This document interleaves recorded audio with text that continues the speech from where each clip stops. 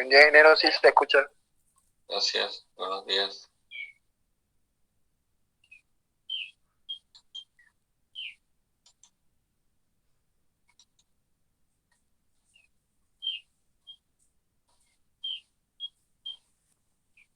El día martes pasado estábamos conversando sobre los dispositivos de estrangulamiento.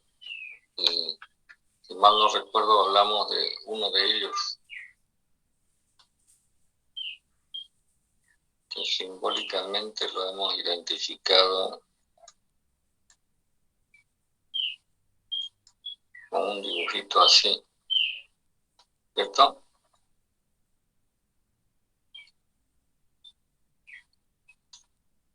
Que se llama tubo capilar, simplemente para recordar lo que dijimos el martes pasado.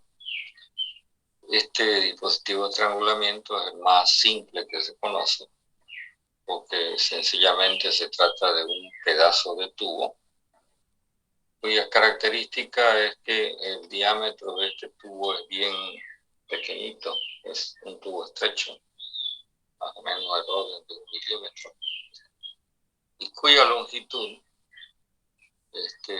puede alcanzar hasta varios metros, dependiendo de qué grado de estrangulamiento es el que tiene que provocar.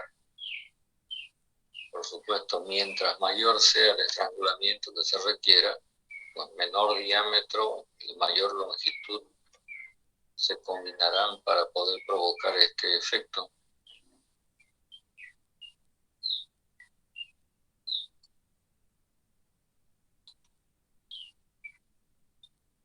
Hicimos algunos comentarios, incluso hablamos de que normalmente antes de cualquier dispositivo de estrangulamiento, sobre todo en este caso, es importante la colocación de un filtro, que dijimos que además de retener impurezas tiene otra finalidad que ustedes tienen que investigar.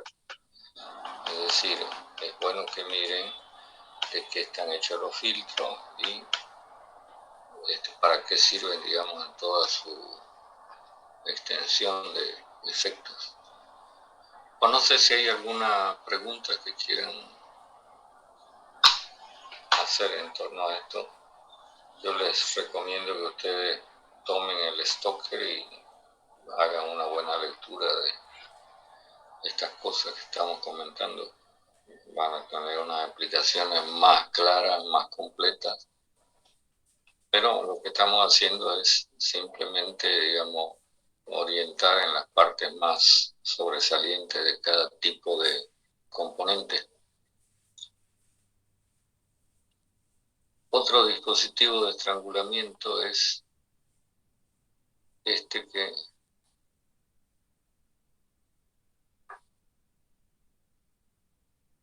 usted ya lo conoció. ¿Cómo se llama?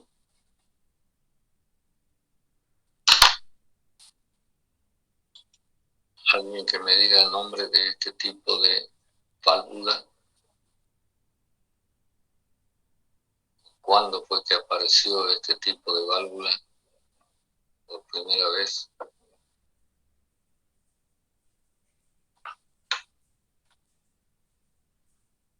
Nadie quiere decir nada. Bueno, esta es la válvula flotador. Dijimos que esta válvula, además de provocar el estrangulamiento correspondiente, opera automáticamente en base a una señal de nivel de líquido en el elemento que está colocado después de la válvula. Por ejemplo, puede ser el separador de vapor. Entonces, el flotador, un mecanismo de palanca, mecanismo hace que el tapón de la válvula se cierre o se abra, regulando el paso del fluido refrigerante. Una gran diferencia que se puede plantear en relación con el tubo capilar es que acá se puede regular la apertura normal de la válvula para un mayor o menor caudal. Es decir, es susceptible de regulación, cosa que no ocurre con el tubo capilar. Lógicamente la aplicación de la válvula flotador, digamos, es una aplicación de cierta manera especializada, no es para cualquier cosa, ¿no? Porque tiene que ir acompañada del elemento que está después de la válvula que permite el control del nivel de líquido. El siguiente dispositivo de estrangulamiento lo identificamos con estas siglas que significa válvula de presión constante. Y a continuación voy a hacer un símbolo que nos permita conocer, o representar, mejor dicho, a esta válvula de presión constante. Como su nombre dice, la finalidad de esta válvula, y que enseguida vamos a explicar más detalladamente, es mantener constante la presión del elemento que está inmediatamente después de la válvula. Normalmente este elemento lógicamente es el evaporador. Entonces, la intención de esta válvula es mantener constante la presión del evaporador y por tanto la temperatura del evaporador. Entonces, en las aplicaciones donde se requiera esta condición de temperatura controlada en el evaporador, entonces calza perfectamente este tipo de dispositivo de estrangulamiento, que ahora voy a tratar de describirlo de la mejor manera posible. Por eso tenemos que construir este dibujito.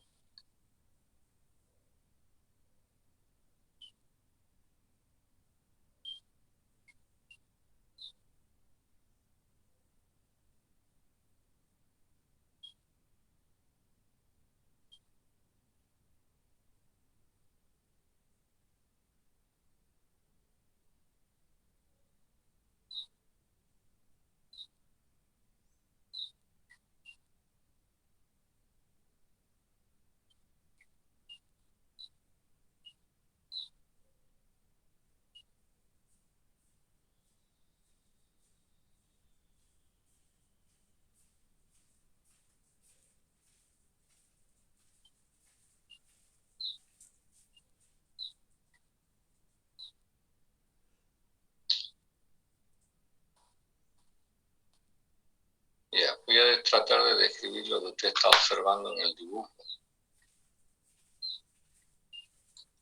En primer lugar, acá en la parte inferior usted tiene este triangulito que representa el tapón de la válvula. Y esto que estoy resaltando un poquito más arriba es lo que se llama el asiento de la válvula, es decir, donde va a encajar el tapón cerrando o de donde se va a separar el tapón para abrir. Es decir, que este tapón va a tener la posibilidad de moverse así o así, cerrando o abriendo más la válvula, cuyo sentido de circulación es este indicado por la flecha. Entonces ingresa por acá el fluido y sale por acá después de experimentar el estrangulamiento. Ahora, la válvula se mueve en este sentido y en este otro sentido, movida por este vástago, este eje que está adosado acá, en esta parte, a este elemento que se conoce con el nombre de diafragma. Y el diafragma no es otra cosa que una lámina elástica, algo así como de goma. Y noten ustedes que el diafragma separa la zona, esta zona, de esta otra zona de manera hermética. Entonces, por encima del diafragma se tiene la acción de un resorte, que es este, que hemos dibujado así, este resorte, cuya presión se puede controlar con una suerte de cabeza de tornillo, que es esto que estoy marcando más arriba. Entonces usted atornilla y eso aprieta el resorte, que va a ejercer más presión sobre el diafragma, o afloja y disminuye la presión sobre el diafragma. Ahora imagine que la válvula está funcionando, entonces está en cierta manera abierta, dejando pasar el fluido. Eso significa que el diafragma se encuentra equilibrado por el efecto de la presión que se ejerce por encima y la presión que se ejerce por debajo sobre el diafragma. Entonces, como por acá tenemos el evaporador, la presión del evaporador se transmite por acá a la cara inferior del diafragma. Por lo tanto, acá vamos a tener actuando la presión del evaporador. Presión que tiende a levantar el diafragma haciendo que la válvula se cierre. Pero esto es contrarrestado por la presión que se ejerce por encima del diafragma, que es provocada en primer lugar por el resorte y en segundo lugar, como esta zona está en contacto con el medio ambiente, por la presión atmosférica, de tal manera que se produce esta suerte de equilibrio. ¿Entiendes? Pregunto.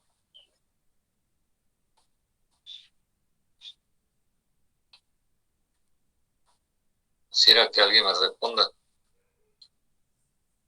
si me están comprendiendo en este asunto.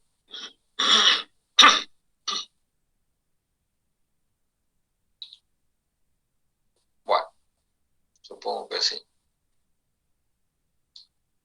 Esta condición de equilibrio de presiones que mantiene a la válvula en una cierta posición, digamos, de paso de fluido,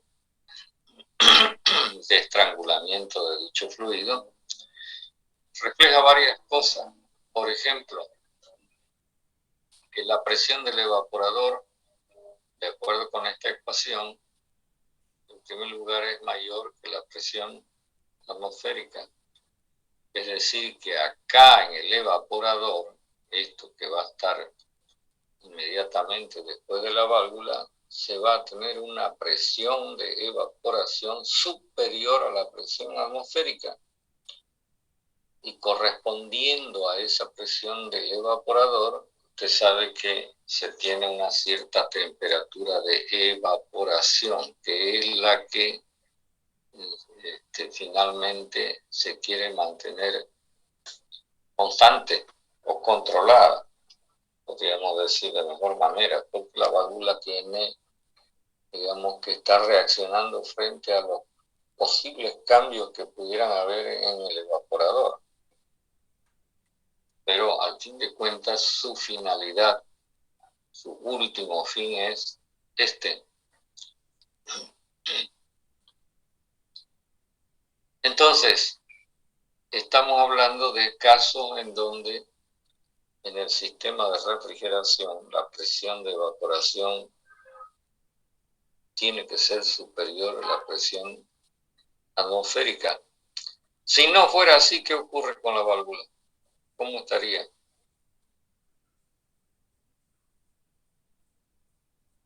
Supongamos que la presión del evaporador resulta que está muy baja, entonces, ¿qué ocurre con la válvula? ¿Cómo reacciona?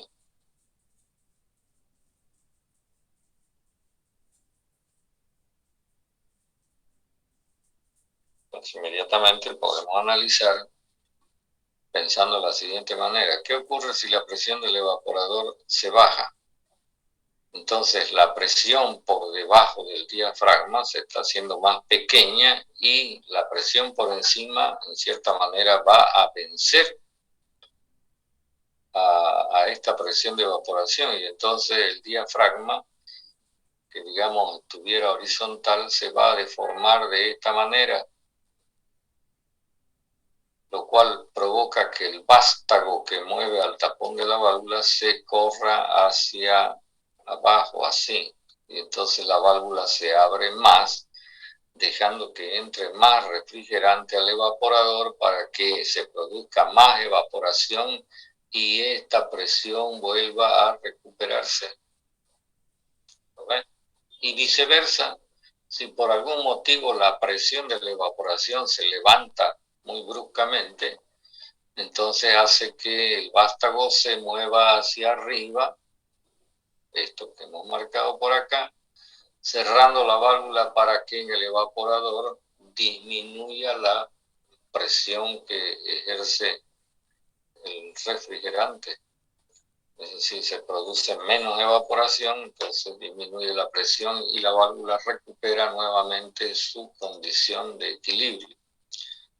Entonces, lo importante es que la presión de evaporación va a ser mayor que la presión atmosférica en lo que dicte el resorte. Entonces, esta presión del resorte es regulable y entonces usted puede adecuar, digamos, la válvula y su regulación a el caso particular que se esté enfocando.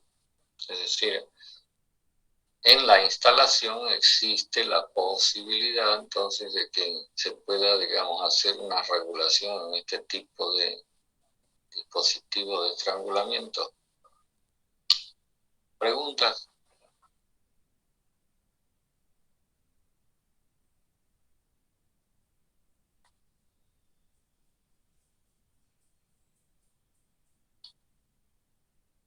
¿Nada? Bueno.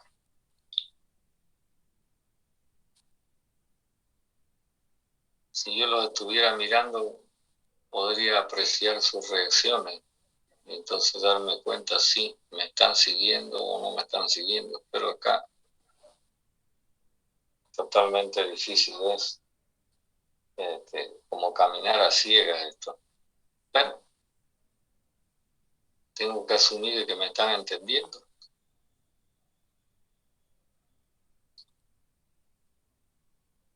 No se olviden que en el examen voy a estar preguntando cosas y entonces ya no va a haber la posibilidad de que hagamos aclaraciones, ¿no? Las aclaraciones serán post-examen, con nota incluida. Entonces, cuando yo insisto en que ustedes me respondan, si me están siguiendo, me están entendiendo, es para evitar en lo posterior algún percance. Pero bueno, se prefiere mantenerse en silencio y a disposición de cada uno. Por último, entre los dispositivos de estrangulamiento de los más usados, porque otra vez tengo que decir que tanto esta válvula como esta otra son de usos, digamos, muy particulares, se tienen de uso común, pero con gran frecuencia de utilización, sobre todo en los equipamientos más grandes, ya los que tienen mayor valor, digamos, los que están en tamaño superior a los electrodomésticos, se tiene otra válvula que la vamos a conocer por estas siglas, que se traducen como válvula termostática de expansión, termostática, o sea que tiene que ver con temperatura, cuyo símbolo lo podemos representar de esta manera.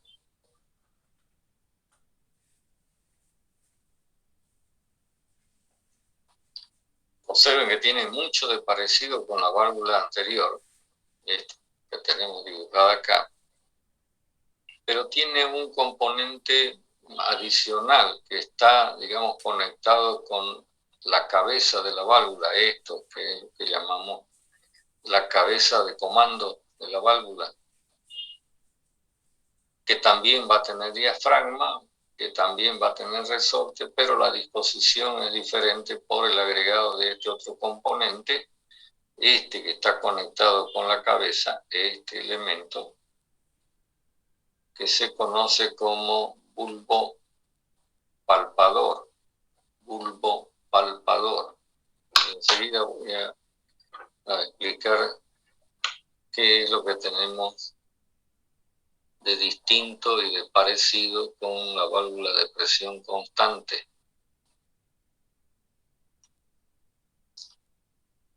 Entonces voy a borrar.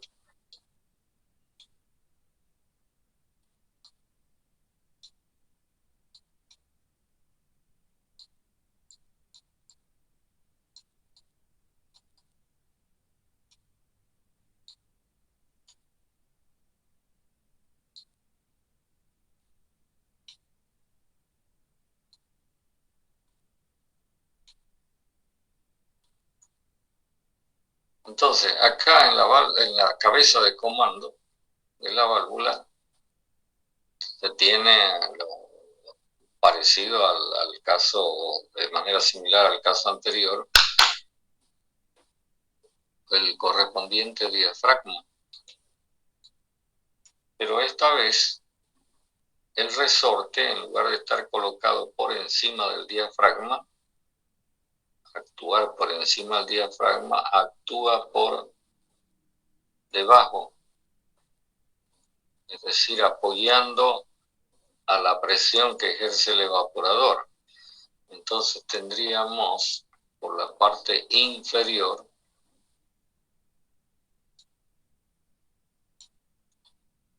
actuando por la cara inferior del diafragma, por acá, al resorte y añadiéndose, por supuesto, a la presión que ejerce el evaporador.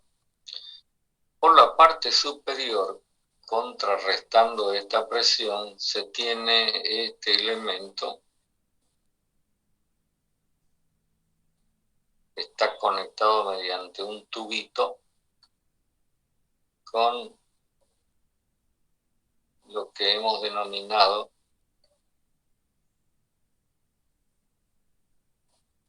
el bulbo palpador. Acá en el bulbo palpador se tiene normalmente cargado el mismo refrigerante que circula por acá, por la instalación. Y como ven, parte está en fase líquida, parte está en fase vapor. Entonces, este fluido que está contenido en el bulbo palpador genera una presión que se transmite por el tubito a la cara superior del diafragma, que la vamos a denominar presión del bulbo palpador. Entonces, en algún momento, cuando la válvula está, digamos,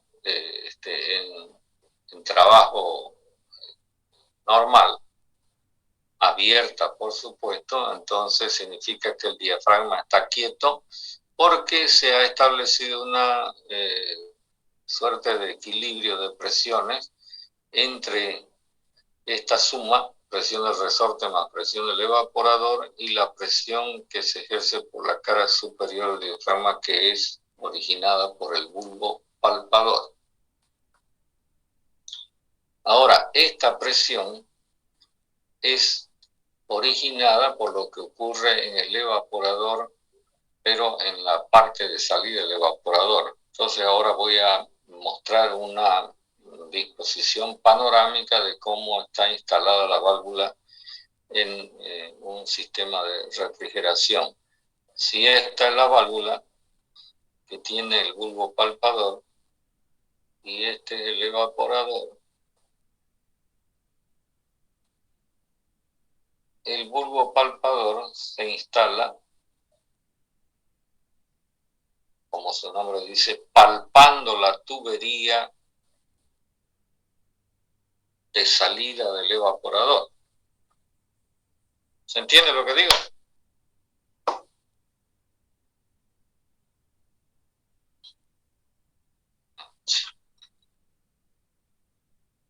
Entonces, el bulbo palpador, que está construido de un material metálico tipo latón, muy buen conductor del calor, lo que hace en realidad es que en el evaporador, si se tiene una cierta temperatura, por acá está el bulbo palpador, un tubito, la temperatura del evaporador en la salida se refleja acá en el bulbo palpador. Es decir, esta temperatura T aquí a la salida del evaporador es exactamente como la temperatura del bulbo palpador, y esto es lo que origina esa presión que estamos llamando presión del bulbo palpador.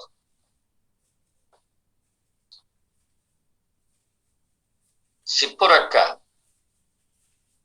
entrando al evaporador, tenemos una cierta temperatura de evaporación que origina una presión que es la presión de evaporación, y nosotros nos remitimos a esta ecuación, debemos pensar en lo siguiente. Pregunto, ¿cómo es la presión del bulbo palpador respecto de la presión de evaporación?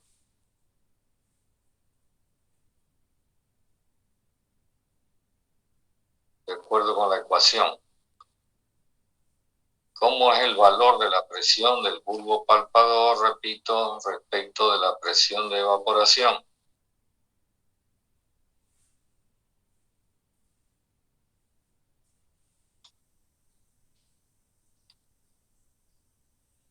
Es mayor, pues, ¿no?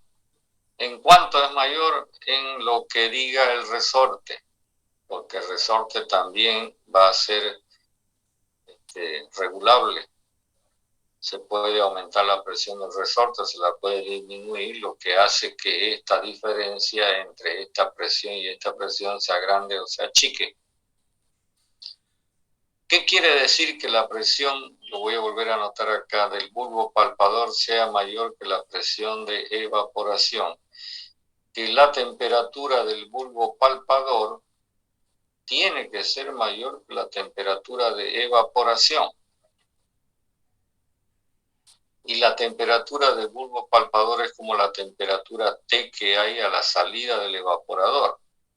Quiere decir lo siguiente, que para que esta temperatura T sea mayor que esta temperatura de evaporación, lo que tiene que estar saliendo del evaporador necesariamente debe ser vapor recalentado. Quizá valga la pena que lo miremos esto en un diagrama PT. A ver si borramos un poco acá.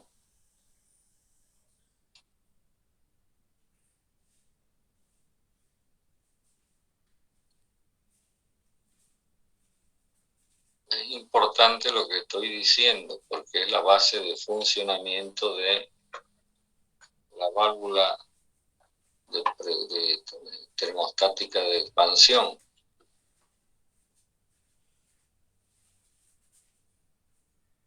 Y este es el diagrama PT del refrigerante, teniendo en cuenta de que hemos dicho que acá en el bulbo palpador se tiene el mismo refrigerante que circula en la instalación.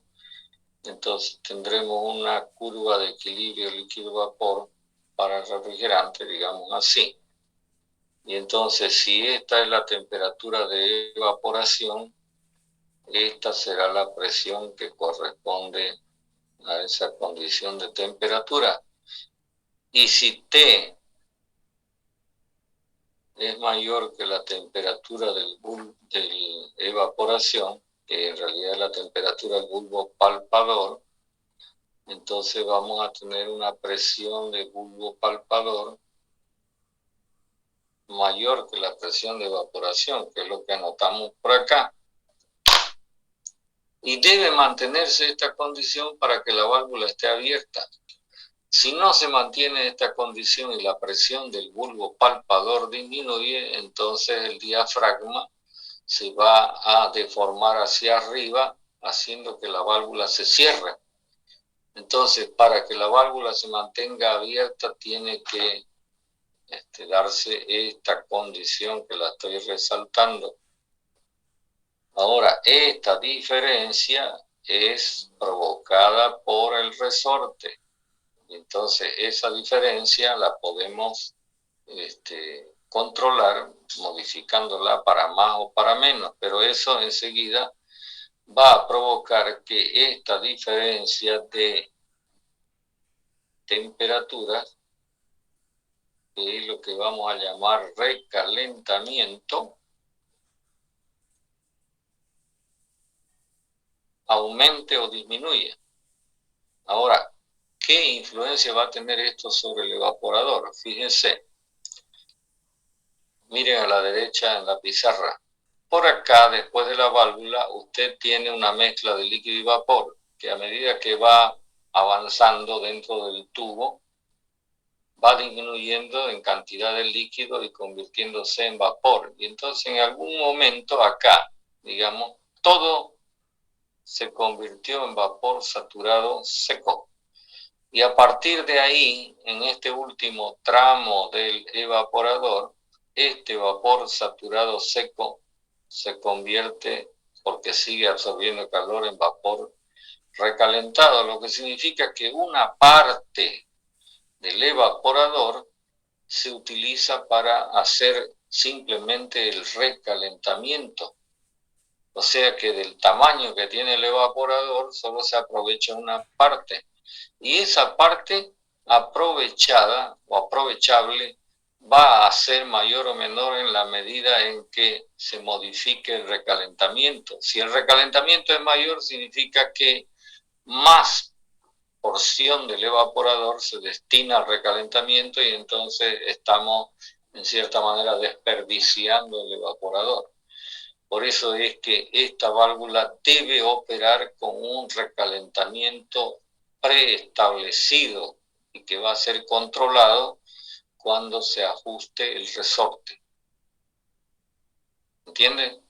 Entonces, el principio de funcionamiento de esta válvula está basado en temperatura, por eso es que se llama, como se llama, válvula termostática. La palabra termostática quiere decir de temperatura controlada. ¿Preguntas?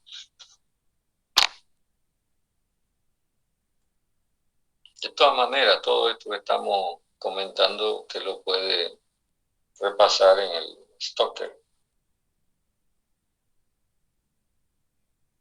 Ahora, siempre es bueno que a uno le cuenten las cosas, ¿no? Más fácil se hace la lectura posterior a que uno sea autodidacta.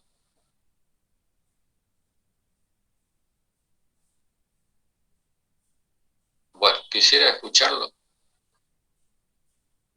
Quisiera sentir algún comentario.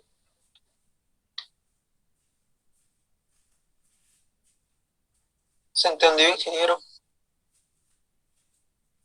No lo entendí que me dijo. ¿Me lo puede repetir, por favor? Sí, se entendió. Ya. Bueno, entonces ya tenemos conocimiento, por lo menos tenemos la novedad de que hay 4 tipos de dispositivos de estrangulamiento que son usados en la actualidad, pero de estos 4, el primero y el último son los más, digamos, frecuentemente utilizados, ya sabemos cuándo, ¿no? Lo más simple para el equipamiento también más barato y lo más sofisticado para un equipamiento que necesita mayor control y que es por supuesto más caro. Bueno, además de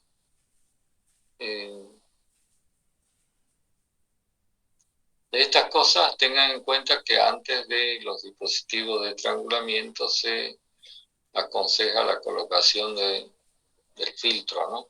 Entonces vuelvo a recalcar la necesidad de que usted busque información sobre los filtros, características, en fin, mayores detalles. Bueno, ¿preguntas? Si no, creo que lo vamos a dejar acá para que no quede a medias lo que tengo que comentar seguidamente.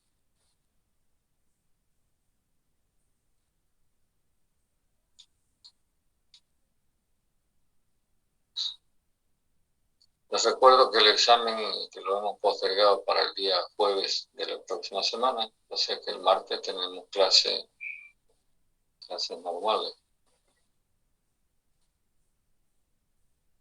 ¿Estamos? Está bien, ingeniero. Ya, si no hay ninguna consulta en relación con esto, espero que lean el Stocker por lo menos. Y si tuvieran algo que quieran preguntar, pues más adelante lo podemos mirar. Entonces, repito, si no hay ninguna consulta a la vista, entonces lo paramos acá y nos volvemos a conectar el día martes. ¿Ok?